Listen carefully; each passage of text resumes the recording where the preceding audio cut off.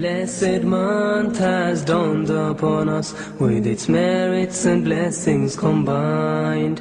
In it the Quran was revealed to Muhammad, peace and blessings be upon his soul.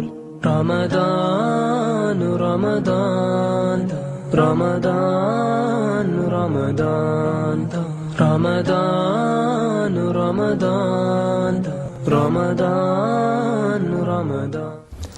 Assalamu alaikum wa rahmatullahi wa barakatuh, and welcome to Ramadan Spirit here live in London. I'm your host Jamil Rashid, and on this journey in Ramadan Spirit we spoke about many different topics. We spoke about how to repent to Allah subhanahu wa ta'ala, how to have patience in this blessed month of Ramadan, how to look into the Quran and our relationship with the kalam of Allah subhanahu wa ta'ala. And today we're going to be looking at a very interesting topic, something that many of us neglect in this Ramadan, which is the inner dimensions of Ramadan itself, the fasting itself, the relationship of the heart, not just the limbs, how we interact with Allah subhanahu wa ta'ala and this fast.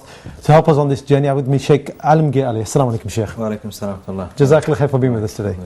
Okay, brothers and sisters, you're also with us on this episode. You know what to do. If you want to get involved, you've got the number there on your screen. Give us a call. We'll take your call straight away, inshallah. Or give us an email at ramadanspirit@huda.tv. Sheikh Alamgir, you know, when it comes to fasting, it's very clear to us that fasting is about abstaining from the food and the drink and the bad talk. These things are very well known in the Muslim world, and we all know these things, and we feel it because they're in front of us. You know, conversations are in front of us, food is in front of us, and we withhold ourselves from those things. We also withhold ourselves from those things which are forbidden throughout the year anyway. Like we said, the evil talk, the bad talk, and some of those impermissible actions. But Ramadan must be more than just the eating and the drinking, abstaining from. There must be other parts of Ramadan which Allah subhanahu wa ta'ala wants us to connect with. And I assume that's the inner dimensions of fasting. Right. So what actually is the inner dimensions? Bismillah, alhamdulillah, wa salatu wa salam ala rasulillah. I think it's important to recognize that with any act of worship, there are different dimensions. So we have the external aspects, which are the many of the points that you mentioned. So for example, when it comes to fasting, we're meant to abstain away from eating and drinking and fulfilling our desires. These are related to the actions of our bodies. But there are also the internal aspects, the states of the heart, which are very important. The Prophet ﷺ said in a profound hadith that there are many people that the only thing they attain through their fasting is hunger and thirst. Which indicates that the Prophet ﷺ, is aware that there are people that just focus on maybe the external and the physical aspects. So there are internal aspects, and if we look at the very verse that speaks about fasting in the Quran, Allah ties fasting to taqwa, to God consciousness and being aware of Allah subhanahu wa ta'ala.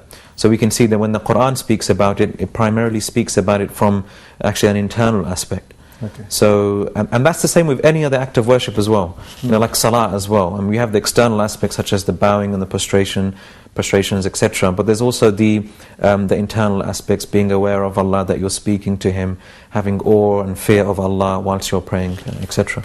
So this is the internal part, okay, which, mashallah, I think you've expanded quite well, that we have this internal relationship, and it's tied, fasting is tied to this internal relationship.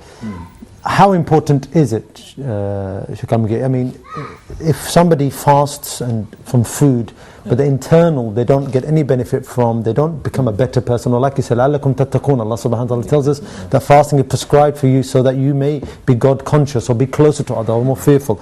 If you don't get that, what's more important, or how important is it, basically what I'm saying? Well, with acts of worship, the scholars have said that there are different levels of acceptance. The basic level of acceptance of an action is when a person does and completes the basic elements of that act of worship, such that they don't have to repeat that action. So for example, if it comes to salah, if they fulfill all the conditions, they bow and they prostrate correctly and they say what is required, then at the bare minimal that is accepted from maybe we can say a worldly perspective, in the sense that they're not required to repeat it and make it up. However, how that action will be treated in the hereafter, it's slightly different. So I mean, there could be, for example, a person who prays from what is apparent in an absolutely perfect manner. They bow and they prostrate correctly, but their heart is not present at all. And maybe they're only praying because they're only doing it because they're told to do so by their parents, for example. So that action might be accepted in the dunya, but it won't really be accepted in the akhirah. The same with regards to fasting as well. We can abstain away from eating and drinking, but maybe we're doing it only because of social pressure and because everyone in our family and our community is doing that. So that action might be accepted in this life, but would it really be accepted in the hereafter? Then that is very, very questionable. So a person really, in order to start off a fast that is really internally correct, then they must start from the correct premise, which is to fast for the sake of Allah subhanahu wa ta'ala and to please Him. Now, so somebody starts from that premise. Say today we find ourselves, say, nearly halfway through Ramadan. Okay, less than half, but nearly there. And a person wants to know, how do I get onto this journey of fixing my insides? Because this is the important part. So what sort of advice? I mean, is there a way to deal with this inner side? Yeah. I think the first key thing is to understand what should be the inner state of a person when they are fasting. And I think we can learn a lot from that, from the ayah that you mentioned, كُتِبَ عَلَيْكُمُ الصِّيَامُ كَمَا كُتِبَ عَلَى الَّذِينَ مِنْ قَبْلِكُمْ لَعَلَّكُمْ تَتَّقُونَ. That fasting has been prescribed in order that you gain taqwa. So we need to firstly understand what taqwa is. And taqwa linguistically has a meaning of protection or a shield. It's related to the word wiqaya. And from a technical perspective, it refers to setting up a barrier between yourself and the punishment and the anger of Allah. So you set up this barrier that protects you from the punishment and the anger of Allah, and the way you achieve that is by fulfilling the commandments and staying away from sins. So that is what taqwa is, essentially. But the question is, how does fasting lead to that? Now if you look at the essence of fasting, fasting involves abstaining away from actually good things. Staying away from eating and drinking and fulfilling your desires in a halal way. These are all actually good things and beneficial for the body. So if you can train yourself to stay away from halal things, it actually becomes a lot easier to abstain away from haram things. So it's like fasting is actually training you to control yourself. So if you can control yourself with regards to halal things, it becomes a lot easier to control yourself when it comes to haram things. So you become a lot more conscious. So therefore, when a person fasts, they must remember this as much as they possibly can. It's about self-control. It's about controlling your nafs, that you're withholding yourself from eating and drinking, and these are good things, and so you become a lot more conscious and aware. Another point as well is that fasting, it really teaches you your need for Allah, because when you feel the hunger and the thirst, then you realize how much you are in need of Allah and how much you are a slave to Allah subhanahu wa ta'ala. And that's a meaning of fasting which I think many of us, we tend to forget. And maybe a proof for that is that you hear people many times complaining about the temperature or the heat, or I'm so hungry, I'm so thirsty, I'm so tired, when is iftar? These questions, they indicate that the person maybe hasn't really internalized the whole point of feeling hungry and thirsty. It's to realize that you are faqir, you are poor to Allah, that you are in need of Allah subhanahu wa ta'ala. So when you feel the hunger and the thirst, you should enjoy those moments, because that's your opportunity to realize, oh Allah, I am your slave and I am in need of your sustenance, I am in need of your provisions and your care and your attention. So mashallah, this is the steps. So the person first recognizes, for example, that this fasting is not just a physical thing. He recognizes that Allah subhanahu wa ta'ala wants something for him, for something. And he needs to control himself in that process. But when you see the reality, Sheikh Al-Magir, is that nowadays everything is turned towards food, for example, which is the main thing that which is in front of us. What elements of fasting now are left? I mean, for example, I'm trying to expand here, is that this inner side, it's not really spoken about much. So for many people, they say, I know there's an inner side, there's a spiritual side. But the food is the main thing that's pushed on us, for example. How did they go about taking this and making the most important thing for them? Because, to be honest with you, for many people around the world, food is the important thing for them. How did they take it to the front of their mind? I mean, how do you start? Is it an intention? Is it before Ramadan you wake up? Or what do you do? How do you make it the number one thing? I think Naturally, there is always a lot of emphasis on the external aspects of the fast. So, like any other act of worship as well, because they're the basic things that, if we concentrate on the external aspects, we can ensure that our actions are valid, at least from a worldly perspective. And so people must learn these matters, must learn these matters. But it's true that maybe there is, I don't want to say an overemphasis on the external aspects and about food, etc., but maybe there is a neglect with regards to focusing on the inward aspects. And look how the Prophet ﷺ spoke about. I mean, if you look at all the ahadith, and when he speaks about fasting, there's a lot of emphasis on the internal aspects. Like I said, the Prophet said, رُبَّ صَائِمٍ حَظُّهُ مِنْ صَوْمِهِ الْجُوعُ وَالْعَطَشُ. How many people are, the only thing they attain from their fasting is hunger and thirst. And when he spoke about benefiting from Ramadan, he spoke about it from an internal aspect. For example, the Prophet ﷺ said, مَنْ صَامَ رَمَضَانَ إِيمَانًا وَاحْتِسَابًا غُفِرَ لَهُ مَا تَقَدَّمَ مِنْ ذَنْبِهِ. The one who fasts with iman and ihtisab, and this is a fascinating hadith. Really, if we reflect upon it, we've heard it many times, but really fascinating hadith. The Prophet said, whoever fasts Ramadan with iman, that's one thing, and ihtisab, then his previous sins will be forgiven. Now, what does it mean to fast Ramadan with iman? It means to fast believing that this is an obligatory action, something that has been prescribed by Allah. It's not just a cultural norm that people engage in, or that our family do. So you have to have that in your mind all the time, that this is, Allah has prescribed it and I'm doing it for the sake of Allah. Secondly, the second one I find very fascinating as well, that you fast with the hope of reward. Ihtisab. Talabul ajri min Allah. Seeking that reward from Allah. Only then, if you fulfill these two conditions, the Prophet ﷺ said, غُفِرَ لَهُ مَا تَقَدَّمَ مِنْ ذَنْبِهِ, that his previous sins will be forgiven. So these are the two conditions. Fasting with iman, but secondly, hoping for the reward. And hoping for reward, that's an internal aspect. That's an internal aspect. And the fact that the Prophet ﷺ made it in condition indicates the importance of having that ihtisab, anticipation of reward. And that's again something that I think many of us neglect and we are forgetful of. That's why because we focus on, okay, I can't eat this, I can't drink that, I can't approach my partner, etc. But really you have to have that anticipation of reward. So every time you feel that hunger and that thirst, you say to yourself internally, Insha'Allah, Allah will reward me for this. And so subhanAllah, you're connecting with Allah a lot more. And because you're feeling hunger for most of the day and that thirst and that fatigue for most of the day, if you're continuously seeking that reward from Allah, imagine how close you can become to Allah. SubhanAllah, mashallah, yes, so true. So, and what tools can we do to help us do this, to get this close? I mean, last week we spoke with Sheikh Wasim Kenton regarding the Quran, and we saw that as a tool to get reward out of Ramadan.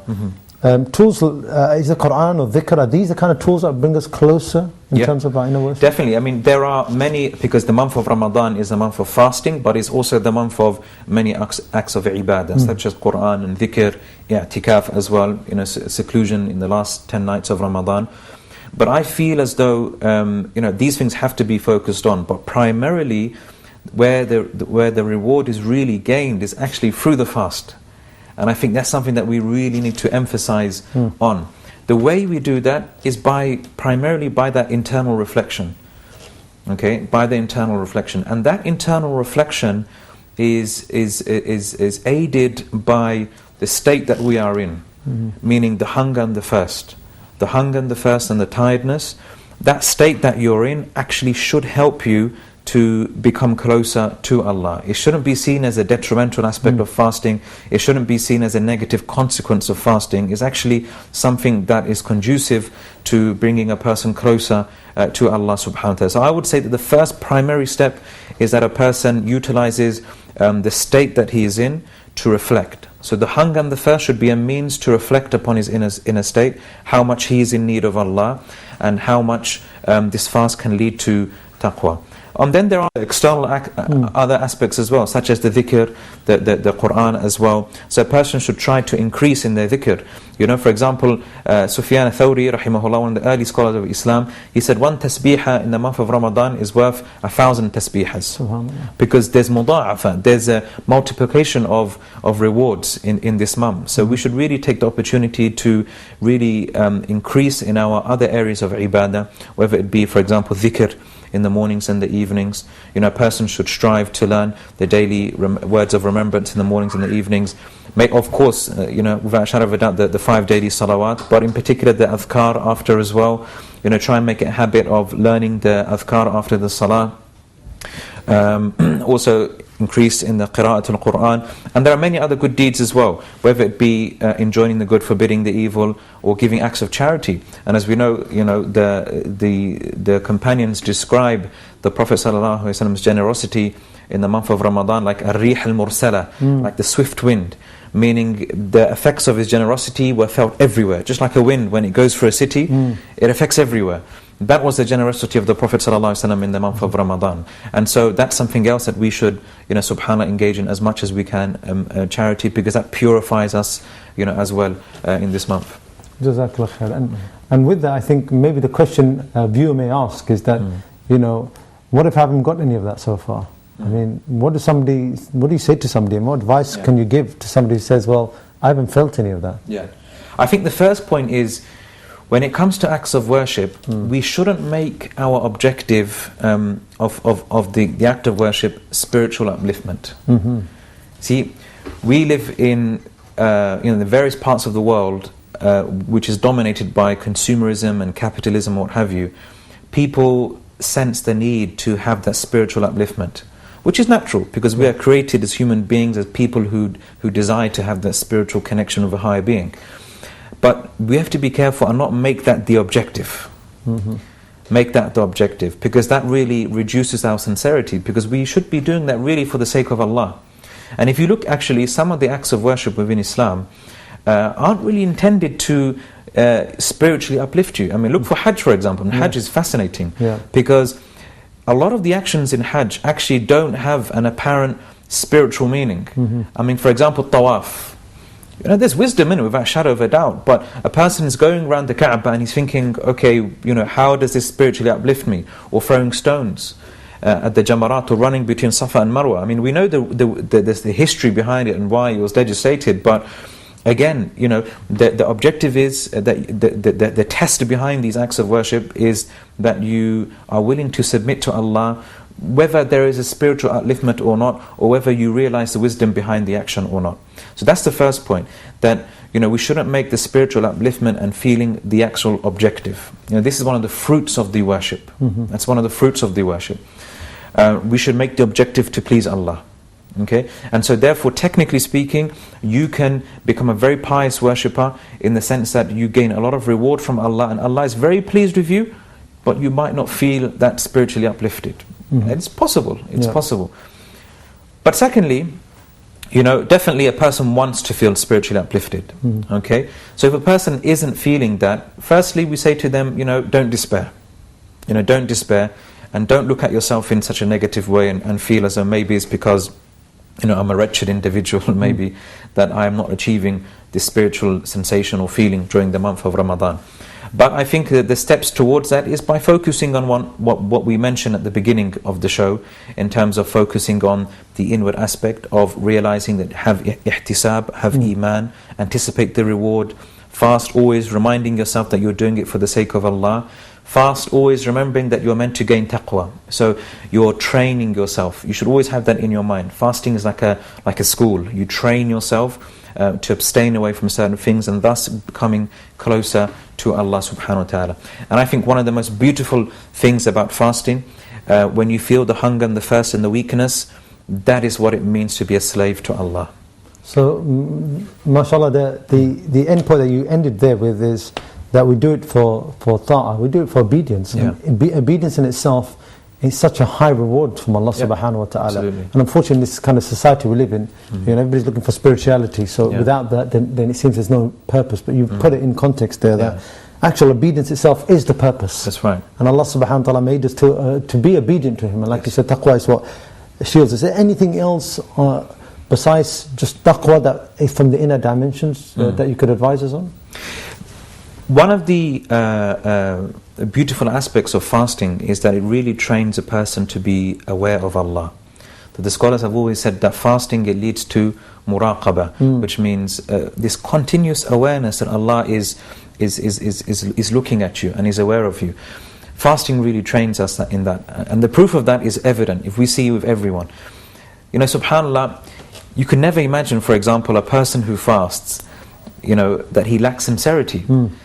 You know, have you ever heard or even done this action where you've looked around and you've seen that no one is looking and suddenly you grab a bite to eat? No one will ever do that in the month of Ramadan. You know, even though they might be very impious and they might be very, you know, they might not even pray properly, for example, but when it comes to fasting, you'll find that they'll be sincere in that, because they'll realize, you know, what's the point of eating now when Allah can see me? That's right. You know, Allah can see me. Fine, no one else can see me, but Allah can see me. And subhanAllah, so this level of awareness is very high in the month of Ramadan. If only we could take that feeling and that awareness and apply that to the rest of our lives, imagine how we would be, subhanAllah. And that's what we have to, that's the aim we should have, you know, that if we can maintain this feeling in Ramadan and this sense of awareness that Allah can see us, just like I wouldn't dare to eat any food in the month of Ramadan during the daylight hours, likewise I shouldn't dare to transgress against Allah and sin against Him throughout the year, you know, throughout the year.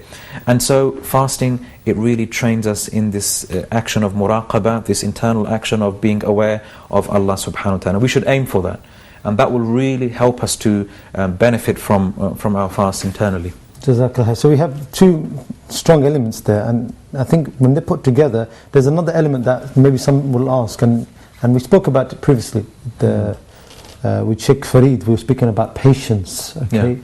Now, one act of patience is to be on, or shall we say, be strong, steadfast with the commandments of Allah subhanahu wa ta'ala. That's right. So how does that reflect on this? I mean, being patient in itself, is it something which is related to taqwa, muraqabah? Do they get involved in that relationship? Fasting, you know, many scholars have, and there are some athar and narrations to this effect, that Ramadan is shahru sabr. It's the month of sabr. And sabr, and just on a side note, I've always found that translating sabr as patience to be somewhat problematic, because when the average person hears the word sabr, patience in English, what comes to their mind is some hardship or calamity and just dealing with that.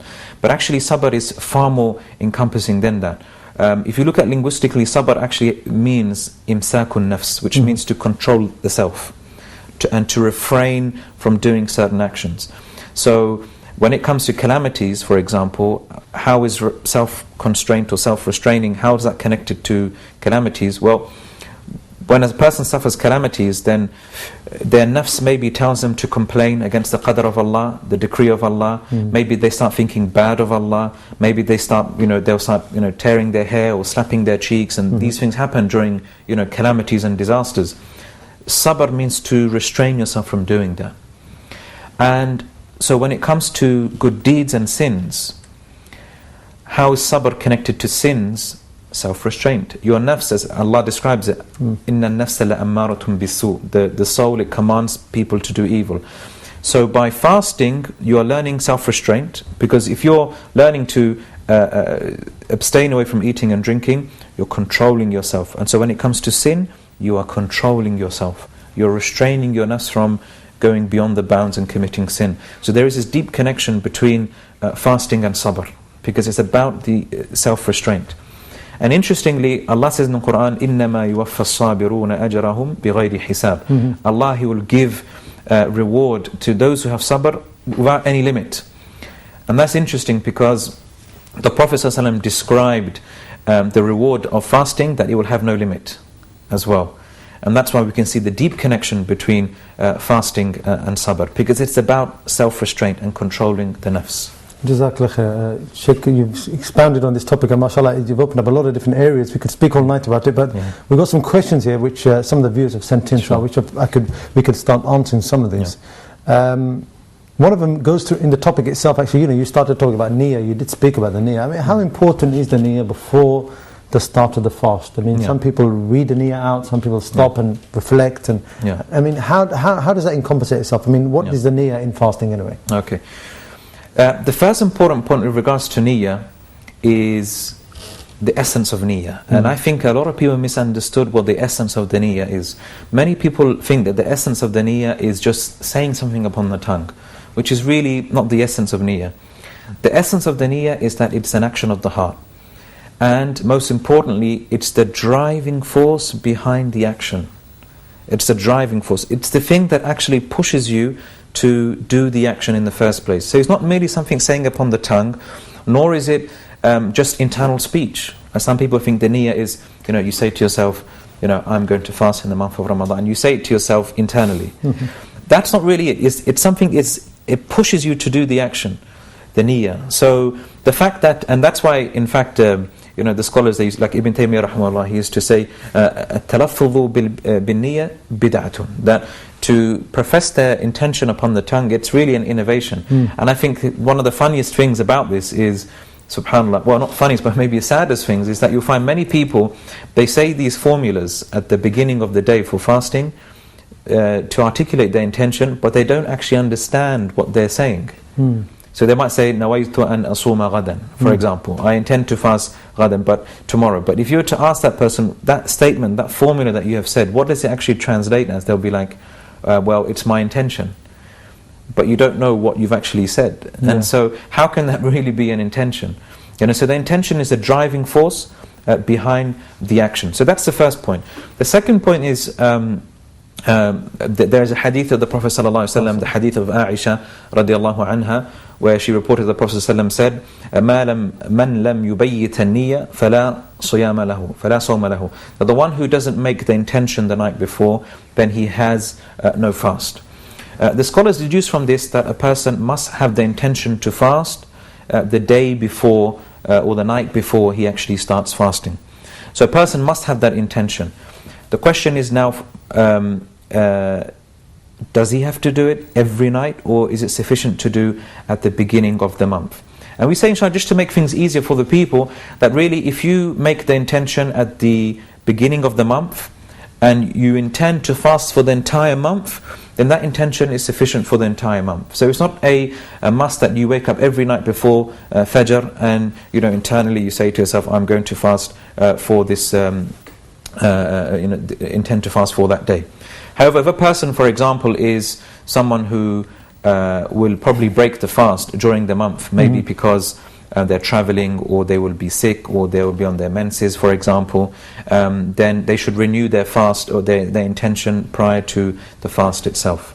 And maybe just on a final point there, there is no hadith or no statement of the Prophet or the companions that they would say their intention verbally. No hadith, no ayah, nothing whatsoever. What happened later on, many generations after, some scholars advised people just to maybe articulate it. This was said by some scholars, but most scholars, really from the muhaqqiqeen, those who verify opinions and views, they were of the view that really has no basis to articulate it verbally. It really should be an action of the heart. And an example of that, when somebody says that intention, they're sitting in front of the food they're going to eat before they start fasting, and they're having the intention. So they're sitting there for a purpose, which is to eat the food to fast. Jazakallah khair. Okay, we've got some similar questions, but if we can skip on to one of the questions that always gets asked, but it needs clarification again, is this issue of travelling and fasting. Now, we know that Allah subhanahu wa ta'ala says, gives us, so we say ruqsa, gives us the permission, if we're on safar, if we're fasting, if we're travelling, to break a fast, or not to actually fast itself, and to make it up. But what does travelling actually mean? Is it to a locality which is far away, or can it be somewhere far away but you get there very quickly? I mean, what is travelling? There are two issues here. Firstly, what is considered to be travelling, and secondly, fasting with regards to travelling. So to answer the first point about travelling itself, I mean, this is something which the scholars have been, discussing and debating for centuries, and there's no unified opinion as to what constitutes fasting. However, what you generally find is that a lot of the scholars, they did lay down a certain mileage, for example. So some said, approximately 48 miles, some said, a bit more. And those are just, maybe we can say, guidelines to help us determine what travelling actually is. Other scholars don't go by mileage per se, but they go by a person leaving their main town or their main city, and hence it involves a lot of hardship and taking belongings with them. But in this day and age, leaving one city is quite easy due to the modes of transport that we have. That's right. So we have to be very careful in that regards. So what I would advise is that if a person travels a great distance, not just merely leaves their city, but travels a great distance, like over 48, 50 miles, and they have to take belongings with them because of the nature of the journey, then a person such as that, then inshallah they have the concession to break their fast. Now, what do we mean they have the concession, or they have the choice to break the fast? This is where the scholars have some differences. Some scholars actually say it is better to break the fast, regardless of how you're feeling actually when you're fast. And this is the view of Imam Ahmad, because he bases on this hadith which is reported in Sahih Bukhari, that the Prophet was traveling with a group of companions, and they were actually travelers. And the Prophet broke his fast because he was traveling, but there was a group of companions that actually remained fasting. And the Prophet became upset, and he said, لَيْسَ مِنَ الْبِرِّ الصَّوْمُ فِي السَّفَرِ. It is not from piety that a person fasts whilst traveling. And he said to them, أُولَٰئِكَ الْعُصَىٰ أُولَٰئِكَ الْعُصَىٰ أُولَٰئِكَ الْعُصَىٰ. They are the sinners, they are sinners, they are sinners. Subhanallah. So in Hanbali fiqh, they are quite strict in the sense that they highly encourage a person to break the fast. But other scholars actually said, no, it depends on the person. If he finds it difficult to fast, then he should break his fast. But if he finds it easy to fast, then let him fast. And inshallah, that's what we would advise people, inshallah. Jazakallah. Okay, we've got a first call of the day. Sister Nasr from Nigeria. Assalamu alaikum wa rahmatullahi wa barakatuh. You're live on Ramadan Spirit on the TV. Your question, please, sister. Wa alaikum salam. My question is concerning the period. Yeah. Are you allowed to take medicine to stop your period, so that in order for your intention to increase your ibadah? Jazakallah, sister. That's actually the next question on my laptop here, so we're going to ask the same question. Jazakallah khair, sister. Thank you very much. That's Nasr from Nigeria, and actually the next question was sitting here. The same question that the sister asked, actually. Somebody's saying, can they take medicine or anything to delay the menses for the woman so they can complete the month of Ramadan? Yeah. The basic ruling is that it's permissible for a person to take medications in order to delay, their period. However, there are conditions to that, such that number one, for example, this medicine shouldn't be harmful to the sister. If her doctors believe that it will be harmful for her to take such medication, maybe because she had some previous complications with pregnancies or what have you, then she really shouldn't take such tablets. The other really condition is that the medicine itself shouldn't be haram in and of itself, so it shouldn't contain any haram ingredients. What I would advise is that, so if it's not harmful and the medication is not haram, then inshallah she can take it. But I would advise sisters maybe not to regularly take these pills, because it can mess up their system as well, and it can really complicate the cycle of their periods, and so which can make things very confusing. So, but otherwise, inshallah, if it's just a one-off and they want to do it just for Ramadan, inshallah, it's permissible, inshallah. Jazakallah khair. Okay, we've got one more question here, which is semi-related, regarding a sister who's pregnant. What's the ruling for sisters who are pregnant when it comes to fasting? Many questions on this, and one of them says, well, I'm physically able to do it, I can feel it, but should I really do it? Yeah. A woman who is pregnant, she has the concession to break the fast, so she is allowed to break the fast. If, however, she is capable of fasting and she finds no problems and it doesn't affect her pregnancy, then she can fast, inshallah. She can fast, and there's nothing wrong with that. Okay? There's nothing wrong with that. And in fact, it is good, because that way she is fulfilling her duties in a quicker manner, because otherwise she would have to make it up later, and so that will be on her neck in that sense. If, however, she does find difficulty, then without a shadow of a doubt, we would strongly advise her to break the fast. Now, if a woman decides to break her fast due to pregnancy, this can actually be for a number of reasons. Either it could be because she fears for the fetus and she fears for the actual baby, but she herself, then she's fine. Okay? In that situation, she is required to make up the fast at a later date, as well as feed a poor person for each day that she missed. If, however, she broke the fast because of her own health meaning that she found it physically too difficult to fast, then all she has to do is make up the fast at a later time. So that's qada there and not fidya, and it's not usually that fidya is the first thing that they do, is to make it up. Okay, that's great. Jazakallah khair. Okay, we're going to take a last question, Sheikh, because we're running very out of time here today, unfortunately. Regarding the issue, and this is a well-known issue, okay, when it comes to the older generation, many of them do not want to break their fast. They're ill, they're taking medicine sometimes even, and they stop that medicine for this period. Do they have to fast, Sheikh? Allah subhanahu wa ta'ala has clearly given the concession for a person to break their fast if they're very old and it's harmful to them. And in fact, if a person harms himself by fasting like that, then they could be sinful. Because the Prophet ﷺ said, "La darar wa la dirar." There should be no harming of others, and there should be no reciprocation of harm. You shouldn't harm yourself as well. وَلَا تَقْتُلُوا أَنفُسَكُمْ. And do not kill yourselves, and do not harm yourselves like that.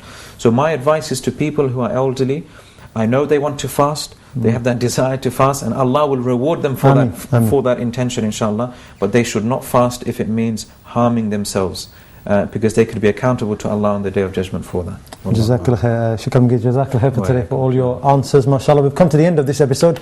Our sincere apologies, we started slightly late, so we do apologize for that. Inshallah, tomorrow at the same time, we're going to be 1 o'clock GMT to 2 o'clock GMT, and we're going to be speaking about another important topic on this really amazing spirit, Ramadan Spirit program, where we're going to go on this journey to get to this end of this Ramadan, to be of those people like the Shaykh was speaking about today, inshallah, that gain that taqwa, and that we save ourselves from the hellfire. Please do stay tuned tomorrow on this same channel, 1 p.m. to 2 p.m. Until then, I leave you with Assalamu alaikum wa rahmatullahi wa barakatuh.